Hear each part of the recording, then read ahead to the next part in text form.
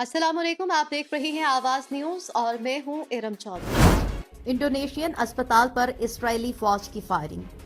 शुमाली गजा में इस्राएली फौज ने इंडोनेशियन अस्पताल से निकलने की कोशिश करने वालों पर फायरिंग की, जिसके नतीजे में 12 अफराद शहीद हो गए। फायरिंग के नतीजे में 2 डॉक्टर जख्मी हुए। जख्मी होने वालों में इंडोनेशियन अस्पताल के ऑर्थोपेडिक चीफ डॉक्टर अदनान अलबरश भी शामिल हैं। गवर्नमेंट इंफॉर्मेशन ऑफिस के मुताबिक शहीद होने वाले सिविल डिफेंस एहलकारों और डॉक्टरों की तादाद 201 हो गई है। तर्जुमान का है कहना कि इंडोनेशियन अस्पताल की सूरत हाल तबाहकुन है। खदशा है कि इस्राएली फोर्सेस वही कुछ करेंगी जो उन्होंने अशफा अस्पताल में किया। मशरिक़ वुस्ता में अमन की बहाली में मदद के लिए तैयार है। चीन के वज़ीर ख़ारजा का है कहना कि चीन मशरिक़ वुस्ता में अमन की बहाली में मदद करने के लिए तैयार है। ये बात वज़ीर ख़ारजा ने अरब और मुस्लिम ममालिक के सफारतकारों के वफ़द के दौरा चीन के हवाले से जारी किए गए बयान में कही। उनका कहना था कि चीन मशरिक़ वुस्ता में अमन की बहाली में मदद करने के लिए तैयार है। गजा की सूरत हाल को जल्द से जल्द ठंडा करने के लिए मिलकर काम करेंगे। वज़ीर ख़ारजा का कहना था कि गजा में एक बड़ी इंसानी तबाही सामने आ रही है जो दुनिया भर के ममालिक को मुतासिर करेगी। उन्होंने ये भी कहा कि बैनुल-अक़वामी बरादरी को गजा में इंसानी तबाही को रोकने के लिए फौरी इक़दाम करने चाहिए। फलस्तीनियों पर हमले के खिलाफ यहूदी भी सरापा एहतजाज। इसराइल की जानिब से फलस्तीनियों के कत्लेआम के खिलाफ लंदन में रहने वाले यहूदियों ने एहतजाज किया। मुजाहिरीन की जानिब से फलस्तीनियों के खिलाफ बर्बरियत रोकने और जंगबंदी का मुतालबा किया गया। दूसरी जानिब ऑस्ट्रेलिया के शहर मेलबर्न में भी फलस्तीनियों से इज़हार यकजहती के लिए बड़ा मुजाहरा हुआ, जिसमें 1 लाख अफराद ने शिरकत की। उधर स्वीडन में सैकड़ों अफराद ने पार्लियामेंट के सामने एहतजाज किया। इसी तरह पेरिस की रैली में फ्रांसीसी अदाकारों ने भी शिरकत की। यमनी हौसियों ने इस्राएली बहरी जहाज हाईजैक कर लिया। यमन के हौसियों ने बहर अहमर में एक इस्राएली कार्गो जहाज को हाईजैक करके अमले के 22 अरकान को यरगमाल बना दिया। जहाज अरबपति इस्राएली ताजर इब्राहिम रेमी औंगार की मलकियत है, जो मुसाद के साबिक सरबराह यूसी कोहन के करीबी दोस्त हैं। इस्राएली हुकूमत और फौज ने इस दावे को मुस्तरद कर दिया कि कब्जे में लिया गया जहाज इस्राएली है। ताहम इस्राएली वज़ीर आज़म नेतन्याहू ने हाईजैकिंग का जिम्मेदार ईरान को करार दिया। इसमें ईरान के मुलव्वस होने के सबूत के हवाले से उन्होंने कहा है कि कोई सबूत पेश नहीं किए गए। ये जहाज तुर्की से रवाना हुआ था और भारत जा रहा था। जहाज पर यूक्रेनी, बल्गारियन, फिलिपाइनी और मैक्सिकन अफराद सवार थे।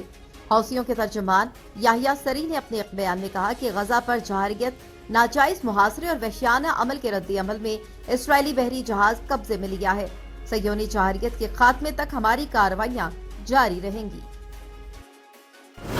ईरानी वज़ीर ख़ारजा का अमरीका पर जंग को हवा देने का इल्जाम।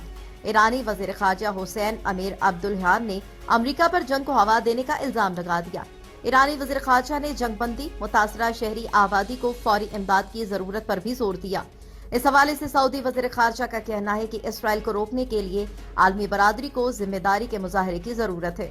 वाज़ेह है कि सऊदी अरब, उर्दन, मिस्र, फलस्तीन, इंडोनेशिया और OIC हुक्काम चीन के दौरे पर हैं।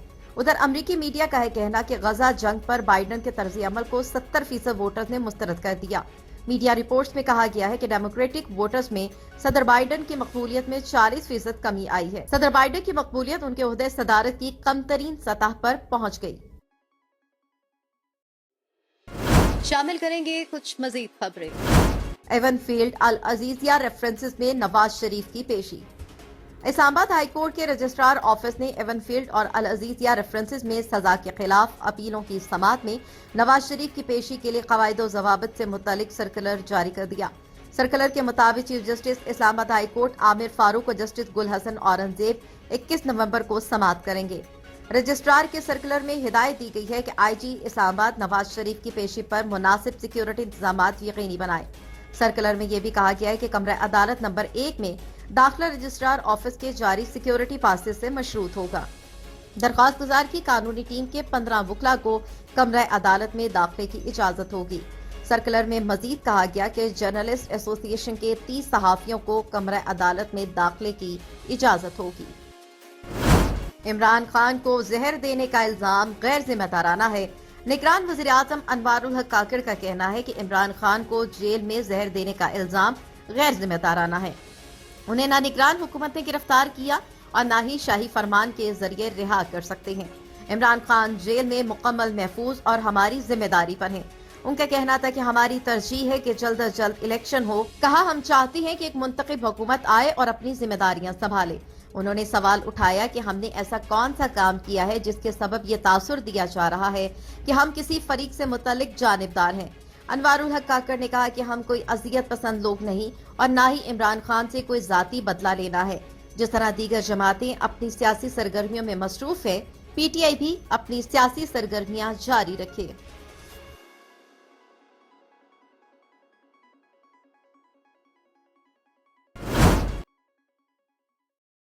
جنوری کے آخر تک ہفتے کو تمام تعلیمی ادارے بند رکھنے کا حکم۔ لاہور ہائی کورٹ نے اس موقع 22 جنوری کے آخری ہفتے تک تمام تعلیمی ادارے بند رکھنے کا حکم دے دیا۔ عدالت نے اسکول، کالجز اور یونیورسٹیز بند کرنے کا نوٹیفکیشن جاری کرنے کی ہدایت کر دی۔ جسٹس شاہد کریم نے اس موقع کے تدارک کے لیے شجرکاری کا تحریری حکم جاری کر دیا۔ تحریری حکم میں کہا گیا ہے کہ پنجاب حکومت ہفتے کے 2 روز ورک فرام ہوم کرنے کے حوالے سے اقدامات کرے۔ عدالت کے تحریری حکم کے مطابق محکمہ موسمیات موگ کے خلاف کارروائیاں نہ کرنے والے افسران کے خلاف محکمانہ کارروائیاں کرے۔ اے کیو آئی کے مطابق لاہور آلودہ ترین شہروں کی فہرست میں آج صبح تیسرے نمبر پر تھا، جہاں فضا میں آلودگی 245 پارٹیکولیٹ میٹر ریکارڈ کی گئی۔ ایک ساتھ رہنے والا دنیا کا سب سے بڑا خاندان بھارت کی شمال مشرقی ریاست میزورام کے بکتاؤنگ نامی گاؤں میں دنیا کے سب سے بڑے جانے پہچانے خاندان کا گھر ہے۔ اس بہت بڑے گھر میں ایک ہی چھت تلے خاندان کے 199 افراد رہتی ہیں۔ دنیا کے اس سب سے بڑے خاندان کے سربراہ پوزیونا تھے، جن کی 38 بیویاں، 89 بچے اور 36 پوتے پوتیاں اور نواسے نواسیاں ساتھ رہتی ہیں۔ پوزیونا 2021 میں 76 برس کی عمر میں چل بسے، لیکن ان کی موت کے بعد ان کے خاندان کے افراد اب بھی اسی رہائشی کمپلیکس میں ایک ہی چھت تلے رہائش پذیر ہے۔ یہ رہائش گاہ بکتاؤں کی پہاڑوں میں تعمیر کی گئی تھی۔ یہ تمام افراد دن میں 2 بار کھانے کے موقع پر اپنے گھر کے گریٹ ہال میں جمع ہوتے ہیں اور اس وقت یہ گھر کے ڈائننگ روم سے زیادہ ایک مصروف کینٹین کا منظر پیش کر رہا ہوتا ہے۔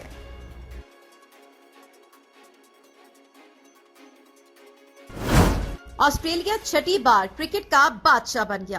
آسٹریلیا کی شاندار بالنگ اور ٹریوس ہیڈ کی میچ وننگ سنچری کی بدولت آسٹریلیا نے میزبان بھارت کو اس کی سرزمین پر 6 وکٹ سے شرمناک شکست دے کر ریکارڈ چھٹی بار ورلڈ کپ کرکٹ کا عالمی چیمپئن بن گیا۔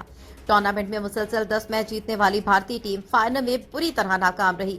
ٹریوس ہیڈ جب بھارتی بالنگ پر حاوی ہوئے تو نریندر مودی اسٹیڈیم میں 1,32,000 تماشائیوں میں سناٹا چھا گیا اور انہیں مایوس لوٹنا پڑا۔ آسٹریلوی بالرز نے نپی تلی بالنگ کی وجہ سے بھارتی ٹیم آخری گیند پر 240 رن بنا کر آؤٹ ہو گئی۔ کے ایل راہل 66 اور ویرات کوہلی 56 رن بنا کر نمایاں رہے۔ آسٹریلیا نے اننگ شروع کی تو ڈیوڈ وارنر 7 رن بنا کر محمد شامی کا شکار بنے۔ مچل مارش 15 اور اسٹیو سمتھ 4 رن بنا کر بمراہ کی گیند پر آؤٹ۔ 47 رن پر 3 وکٹ گرنے کے بعد ٹریوس ہیڈ اور مارنس لیبرشینگ نے فائنل کو یک طرفہ بنا دیا۔ آسٹریلیا کے مچل سٹارک نے 3 وکٹیں حاصل، جوش ہیزل ووڈ اور پیٹ کمنز نے بھی 2 کھلاڑیوں کو آؤٹ کیا، جبکہ ایڈم زمبا اور گلین میکسویل کے حصے میں 1 وکٹ آئی۔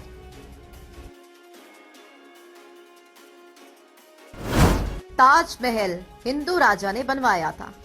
انتہا پسند ہندو تنظیم ہندو سینا کے صدر سرجیت سنگھ یادو نے سنگ مرمر سے بنی تاریخی عمارت تاج محل کی تعمیر سے متعلق درخواست دلی ہائی کورٹ میں دائر کر دی۔